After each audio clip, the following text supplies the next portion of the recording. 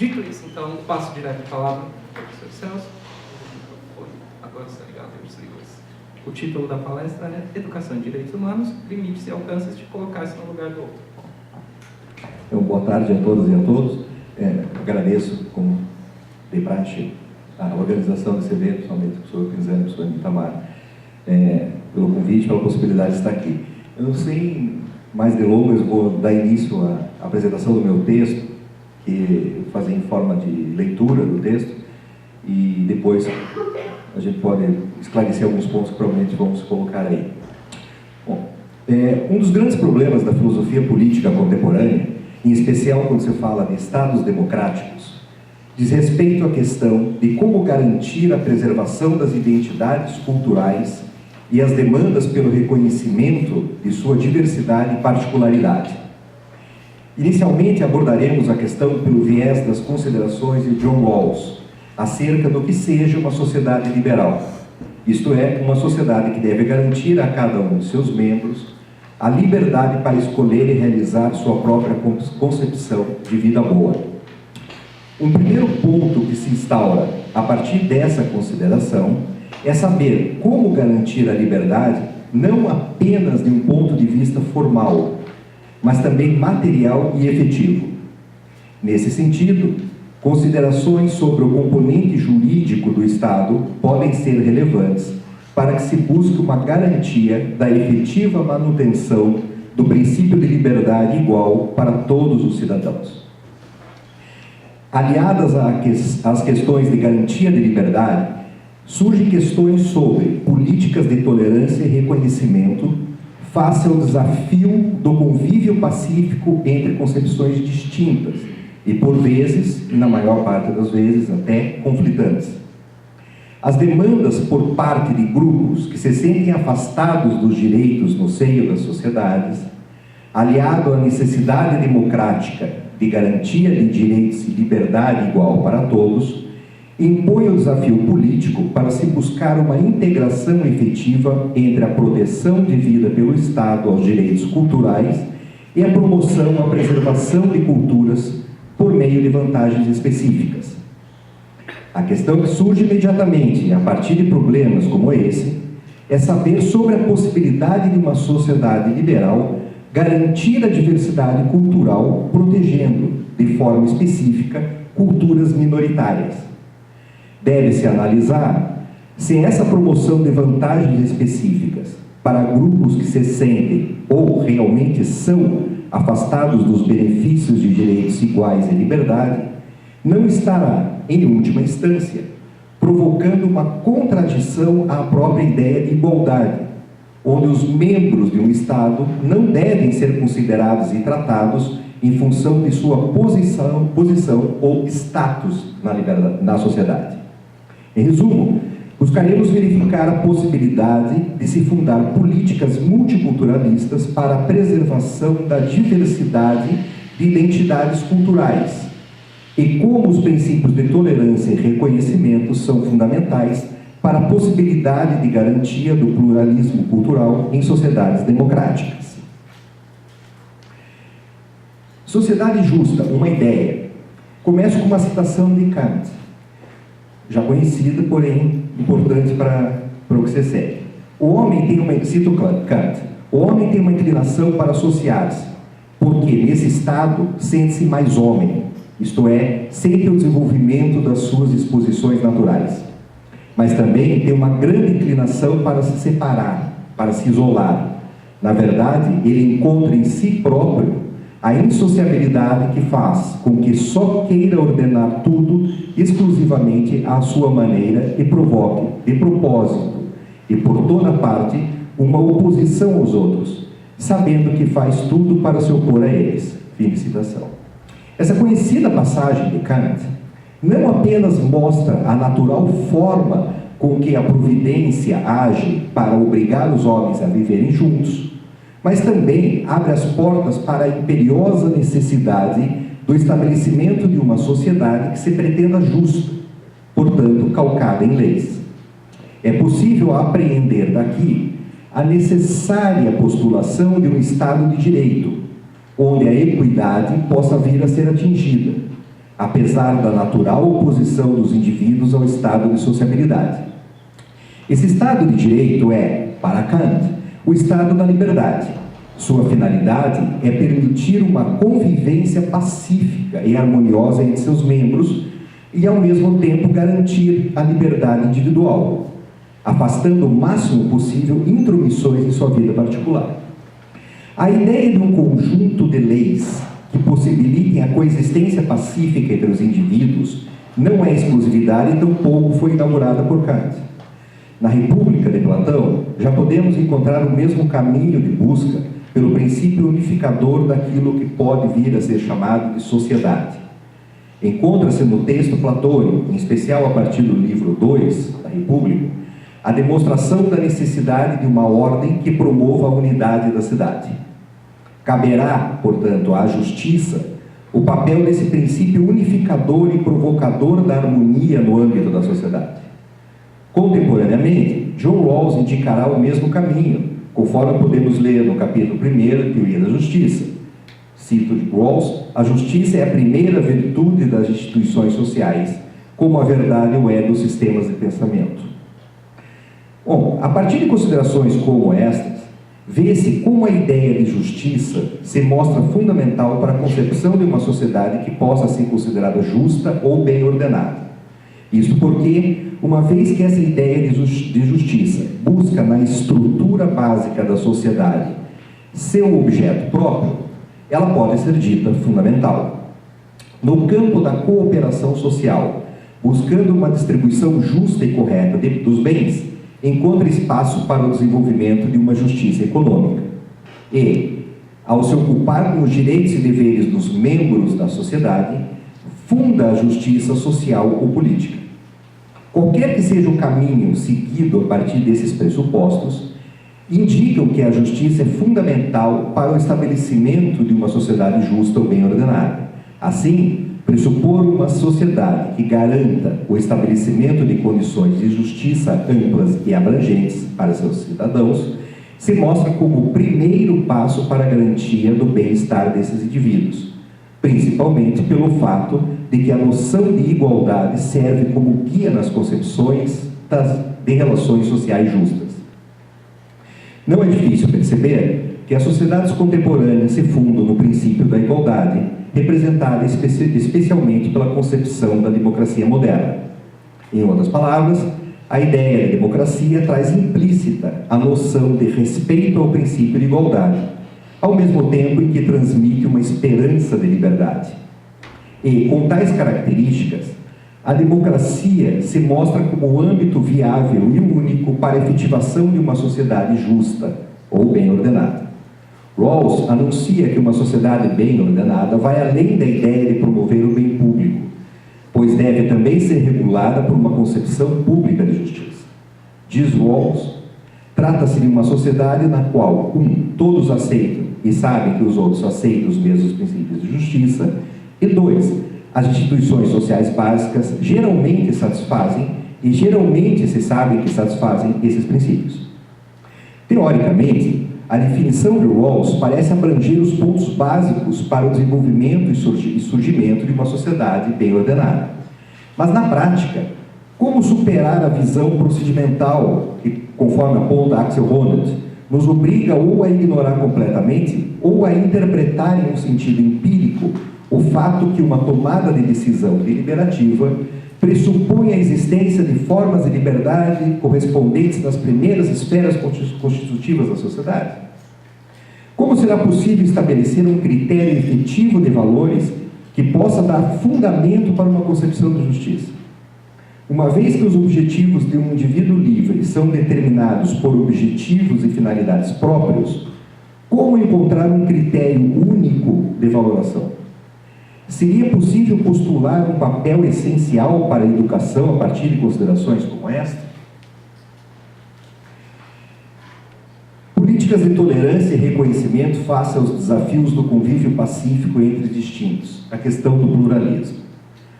Antes de buscar uma resposta rápida às questões anteriormente estabelecidas, é prudente uma análise sobre as características demarcadas por Rawls a fim de estudar o fato do pluralismo. base para se compreender a possibilidade do estabelecimento de uma concepção pública de justiça. Partindo da ideia do fato do pluralismo, ou seja, da inegável existência de uma pluralidade de doutrinas compreensivas, morais, políticas, filosóficas e religiosas, Rawls mostra como tal situação não se resume a uma mera circunstância ou uma simples contingência histórica. Antes, é uma característica própria da cultura pública das democracias. O fato do pluralismo significa, em última instância, a liberdade que os indivíduos possuem para escolher seu sistema de valores e a igualdade desses sistemas entre si. Em sociedades democráticas, onde os direitos fundamentais e liberdades garantem as condições sociais e políticas, a diversidade de opiniões expostas através do fato do pluralismo são chamadas a durar e até mesmo a se desenvolver, diz Rawls. Ora, é clara a importância da gama de diferentes ideias e opiniões no seio de uma sociedade democrática. E não apenas porque isso seria um fato normal, mas porque é fundamental para a provocação e estimulação do debate e das discussões. É importante ressaltar que o fato do pluralismo, característico da modernidade democrática, não exclui a busca de um consenso através do debate e do diálogo. Antes, em um Estado não pluralista, o consenso perderia seu valor, tornando-se tirânico, pois, como afirma Rawls, um acordo público e efetivável, baseado numa única concepção geral e abrangente, só poderia ser mantido pelo uso tirânico do poder do Estado. Considerando, portanto, a importância ímpar do fato do pluralismo, vê-se que Rawls pode fundar a ideia de que o consenso inequívoco serve para garantir a possibilidade de uma justificativa razoável para a formação dos princípios de uma justiça política. Sem um consenso, trazido à luz pelo debate e troca de opiniões razoáveis, haveria o risco de haver uma única doutrina que assumisse a função de justiça política. Lembremos que no pluralismo, o que está em jogo, fundamentalmente, é a condição de aceitabilidade e convivência entre variadas doutrinas abrangentes, de Rawls. Uma vez que são doutrinas abrangentes, não se ocupariam com a busca de pontos de convergência de suas ideias e ideais. O pluralismo depende, para que se possa garantir a convivência de doutrinas diversas, de um ponto de apoio. Esse ponto seria justamente a concepção política de justiça, possibilitada a partir da ideia de um consenso sobreposto. Segundo Rawls, o consenso sobreposto surge porque há necessidade fundamental de se buscar um ponto ou lugar comum por parte daqueles que são dotados de visões morais abrangentes.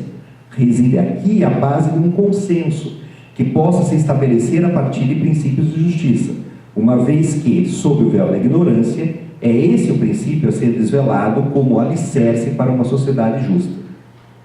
Disso, tem-se que no seio de uma sociedade democrática, onde haja tolerância e respeito ao diverso, surgem cotidianamente motivações que levam o indivíduo a buscar e aceitar concepções políticas diversas, desde que não esteja em conflito com suas visões morais compreensivas.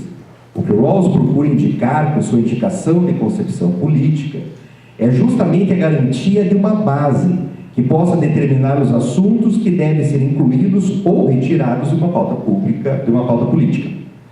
A ideia de um consenso sobreposto serve para representar uma moral mínima que compõe um denominador comum, regulador da interação pública entre os membros de uma sociedade bem ordenada.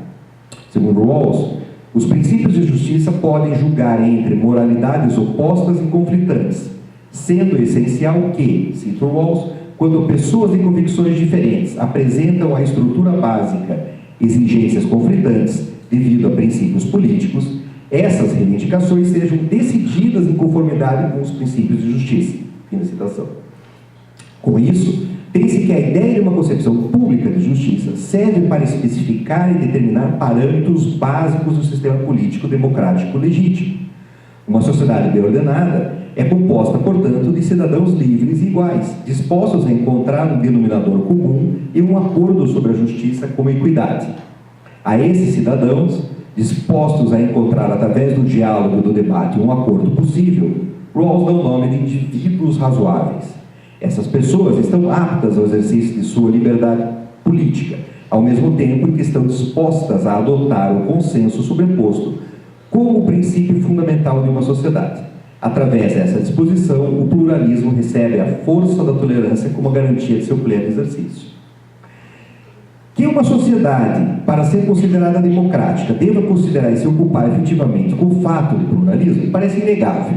O problema se dirige agora para a estrutura legal que possa garantir o direito de liberdade igual para todos. A ideia republicana de igualdade se fundamenta na norma de que todos os homens são iguais perante a lei, conforme descrito no artigo 1º da Declaração Universal dos Direitos Humanos. A concepção de igualdade perante a lei mostra o caráter formal que tal lei assume, uma vez que não inclui, por exemplo, uma igualdade de condições, de capacidades, de bens, riquezas, etc.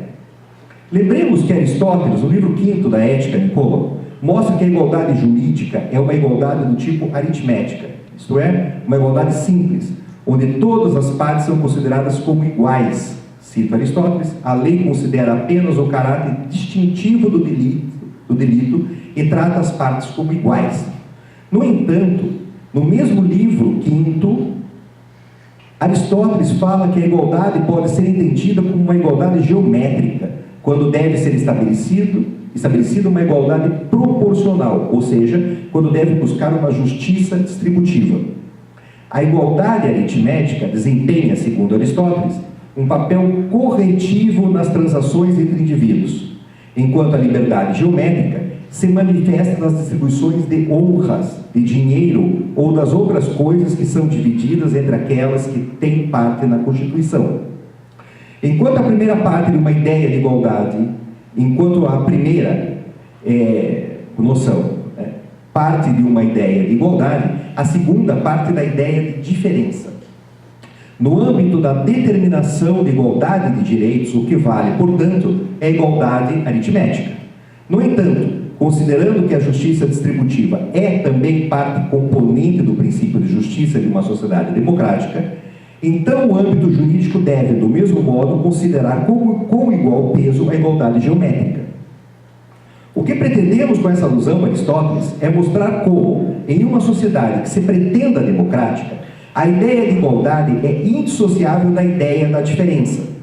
Se, por um lado, juridicamente, todos devem ser considerados iguais perante a lei, por outro, devem ser considerados a partir de suas diferenças. Além disso, há o problema de definir que tipo de igualdade pode ser requerida em uma sociedade democrática, onde o pluralismo se mostra como parte fundamental de sua estrutura. Seguindo os passos de Rawls, vemos como os dois princípios apresentados no capítulo 1º da Teoria da Justiça procuram dar pistas, a partir da ideia de um consenso na posição original, de como seria possível para uma sociedade democrática dar conta dos diferentes caminhos anteriormente apresentados. A igualdade de direitos, apresentada no primeiro princípio, direitos que dirigem a distribuição de direitos políticos, acabam por definir a cidadania. O segundo princípio, que pode ser visto como o princípio mesmo de uma igualdade democrática, rege organizações sociais e econômicas da sociedade. Nesse segundo princípio, desigualdades não são excluídas. Antes, são consideradas como ponto de partida para a possibilidade de se requerer uma igualdade, ou ao menos uma diminuição da desigualdade. Como em uma sociedade democrática há necessidade de que se garanta uma igualdade de oportunidades equitativas, então Rawls complementa os dois princípios com o princípio da diferença. Assim, as desigualdades que atingem em especial os desfavorecidos servem como determinação para o surgimento de uma espécie de reconhecimento do direito do outro. Como consequência, não haverá lugar para uma sociedade onde impere a meritocracia, pois esse não seria jamais um critério objetivo de justiça, e muito menos tal sociedade poderia ser designada democrática. Ao abordar a questão da meritocracia, Rawls lembra que talentos e competências podem ter sua origem unicamente em uma espécie de loteria natural. Não há problema no fato dos indivíduos almejarem seu direito a se beneficiarem de seus dons naturais, desde que esses talentos naturais produzam efeitos que tragam algum bem para os outros, para a coletividade. Assim, em uma sociedade justa ou bem ordenada, aqueles que são desfavorecidos não se sentem inferiores, pois será reconhecido por todos que os favorecidos não possuem mérito pelo fato de deterem tais e tais dons. Mais uma vez, o que está em jogo é a loteria natural. que dota alguns com determinados talentos que devem servir para o bem de todos. Não por último, considerando que o caminho da educação, e aqui entra a tese, seja um caminho viável para a diminuição das desigualdades e para a possibilidade de estabelecimento de um princípio de justiça que julgue todos iguais perante a lei, mesmo diferentes, ainda resta analisar o fundamental e importante papel que a noção de minoria traz no debate democrático contemporâneo. Em primeiro lugar, ao falarmos de minorias e suas demandas por reconhecimento, devemos estar atentos para o fato de que há duas vias possíveis de acesso ao problema. Por um lado, as demandas são por igualdade, por outro, são de respeito à diferença. Assim, inicialmente, o desafio de um Estado democrático será buscar uma definição para essas minorias e para as diferenças que podem entrar no jogo legal de se obrigar a respeitar, tolerar ou reconhecer. A definição de minoria se mostra problemática, uma vez que uma sociedade pluralista comporta obrigatoriamente um grande número de indivíduos, que em suas particularidades e dependendo do modo como são vistos ou dos grupos aos quais pertencem, são ditos ou chamados de minorias. É certo que essa multiplicidade de distintos caracteres não carecem o tempo todo de um reconhecimento legal. A livre associação, característica também essencial de uma sociedade democrática, traz a possibilidade de que um mesmo indivíduo possa participar de múltiplos grupos. Cada grupo desse pode vir a ser considerado ou se considerar como uma minoria, dependendo apenas de uma afirmação ou autoafirmação, uma vez que o total numérico não é quesito suficiente para determinar o que seja minoria. Com isso, falar em minorias é falar de diferenças no âmbito político, enquanto questão de diferença política exige reconhecimento, pois procura uma ampliação do direito para que se possa ser aí incluído. Em uma sociedade multicultural, inúmeras são as particularidades que podem demandar reconhecimento, mas apenas aquelas que atuam no âmbito político são passíveis de discussão, e caberá ao princípio da tolerância dar voz a essas chamadas minorias políticas. Ora, a questão da autodeterminação se mostra como crucial para a possibilidade de uma convivência pacífica no seio de uma sociedade. Então, ocupar-se das condições para a consecução desse fim é fundamental nas sociedades. E, ao lado do princípio da tolerância, o reconhecimento e o respeito ocupam posição crucial. É sabido que, entre iguais, não há necessidade de reconhecimento, pois as concepções de vida, valores morais, religiosos, culturais, etc., seriam os mesmos. Entretanto, quando falamos em sociedades pluralistas, as diferenças obrigam o reconhecimento do direito do outro em ser diferente. Esse reconhecimento tem início com o respeito ao outro. O ato de respeitar se refere às manifestações de comportamento que são próprios de grupos determinados e seus participantes. Assim, o respeito seria o reconhecimento do direito às variadas formas de manifestação, ou seja, a sua própria individualidade. Após o apresentado até o momento, vemos que o fato do pluralismo dever ser parte constituinte de uma sociedade democrática não traz grandes problemas nas nossas análises. As questões que se instauram a partir desse fato são aquelas que traduzem o objetivo específico desse texto. Como pode uma sociedade liberal garantir a diversidade cultural sem ferir a ideia de uma igualdade absoluta? E mais, qual o papel da educação na busca por uma solução para o problema?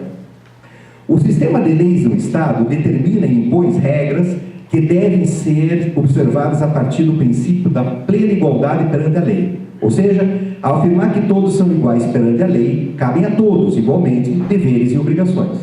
Assim, ao determinar regras para a aceitação do distinto, o do outro, é fundado um conjunto de leis que busca legitimar o dever de todos de reconhecer o direito do outro em ser diferente. Não se pode esquecer, conforme lembra Rawls, que em uma sociedade democrática, quando pessoas e convicções diferentes apresentam estrutura básica e exigências conflitantes, é preciso que essas reivindicações sejam decididas conforme os princípios de justiça, já citados anteriormente. Em última análise, o princípio de justiça aceito por todos será o fundamento das leis que determinarão os deveres e obrigações de cada um para com o outro. Mesmo que seja pertinente verificar se o mero cumprimento da lei pode ser considerado como tolerância ou como reconhecimento pleno, é necessário analisar se sem esse tipo de coação legal haveria algum tipo de reconhecimento ou tolerância. A ideia de se colocar no lugar do outro se mostra complexa e de difícil execução. Em primeiro lugar, porque requer uma disposição para isso. Disposição que não pode ser meramente obrigada através de leis ou regras. Em segundo lugar, porque a complexidade psicológica de cada indivíduo não pode ser atingida por um exercício de pôr-se no lugar do outro, simplesmente. Uma ação possível para tentar a superação desse desafio é apostar na possibilidade de um processo de educação que torne viável a experiência psicológica do pôr-se no lugar do outro, aliada à compreensão da necessidade da tolerância e do respeito.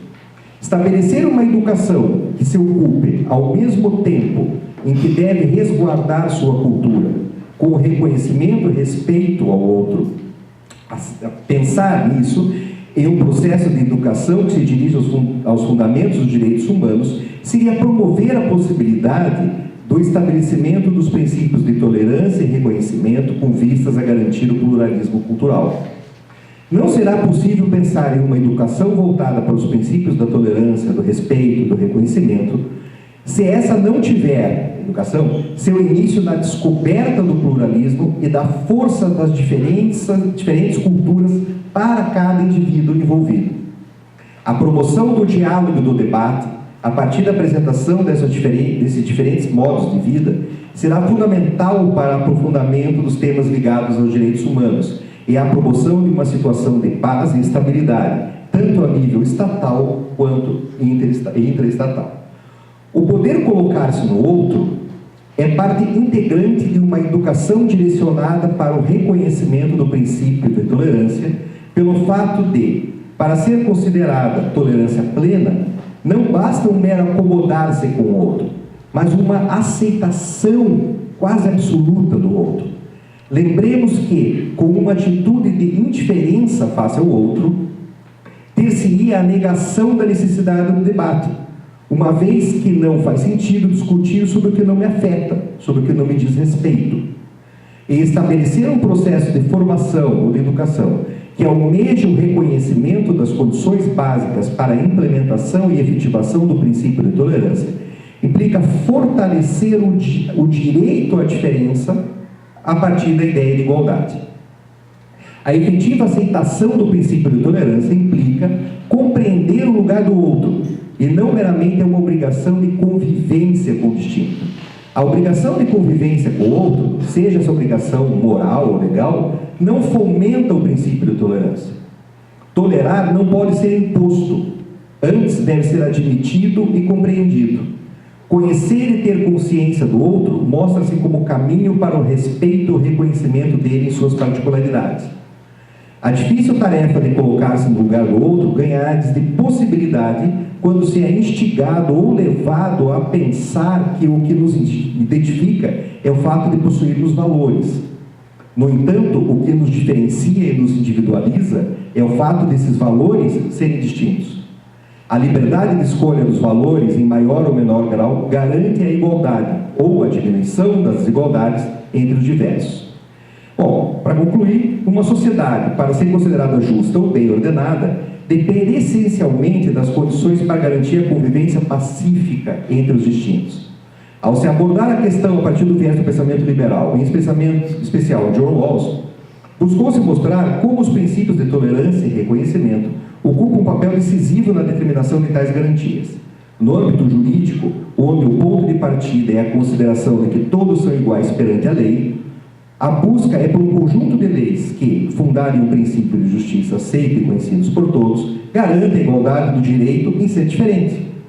No âmbito econômico ou social, onde cada um se reconhece justamente a partir de suas diferenças, a busca pelo reconhecimento pleno de suas individualidades e pelo direito a o âmbito econômico ou social, onde cada um se reconhece justamente a partir de suas diferenças, a busca é pelo reconhecimento pleno de suas individualidades e pelo direito a participar do todo social. Essa separação é apenas didática, pois no seio das sociedades as demandas por igualdade por respeito às diferenças caminham lado a lado. A compreensão, o entendimento entre as várias partes depende, entretanto, não apenas de lei, mas também de um processo efetivo de reconhecimento e respeito às diferenças. Um caminho que se mostra viável, conforme indicado acima, é o estabelecimento de um processo de formação e educação que visa, em primeiro lugar, mostrar que o que há de mais igual entre os seres humanos é o fato de sermos diferentes. Assim, através do complicado processo psicológico de colocar-se no lugar do outro, surge uma esperança para que haja uma ampliação do reconhecimento do outro em sua individualidade e, ao mesmo tempo, de sua universalidade. Muito obrigado.